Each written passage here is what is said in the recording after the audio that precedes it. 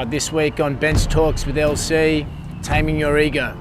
A few lessons that I've learned really of late, mainly around overtraining.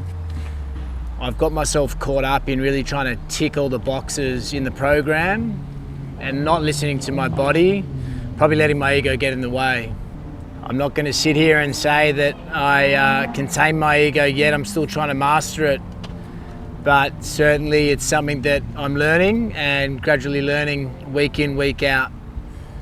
I think based on my recent performances, just really haven't been to the expectations that I've set for myself, whether they're unrealistic goals or not. I've just had to learn to tame my ego, let the paces and Strava and all those sort of things sit to the side so I can really get the best out of my body.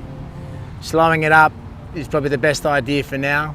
The key thing to taming this ego was actually just going and asking my coach a bunch of questions. What it really came down to was probably lack of education, where I should be sitting in my sessions. Asking how he's doing it at his level has really helped me just lower that expectation of myself and really dial things in as we're going forward. I think a big thing for being able to tame the ego is not getting caught up on what everyone else is doing and really just focusing in. It's you versus you trying to create a better version of yourself. So getting caught up in what your competitors or other people are doing is not going to be beneficial to your progress.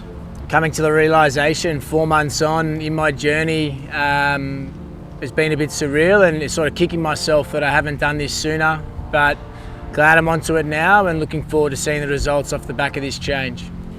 Yeah, I think the burnout for me personally led from really ramping up after a few good efforts in a couple of races to try and get to that next level. We started introducing double sessions both in the AM and the PM, and I think for me realizing my body's not, a young 25-year-old anymore. I've got to look to manage it and listen to it, and maybe my body just needs that extra recovery. So a few key changes that we're doing right now is if I can't get it done in the morning, I just don't get it done. I'm trying to give my body that 22-hour window to recover so I can show up the next day.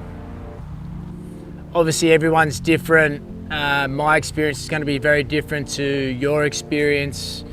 So keep learning, keep asking questions, and hopefully you can tame that ego as well.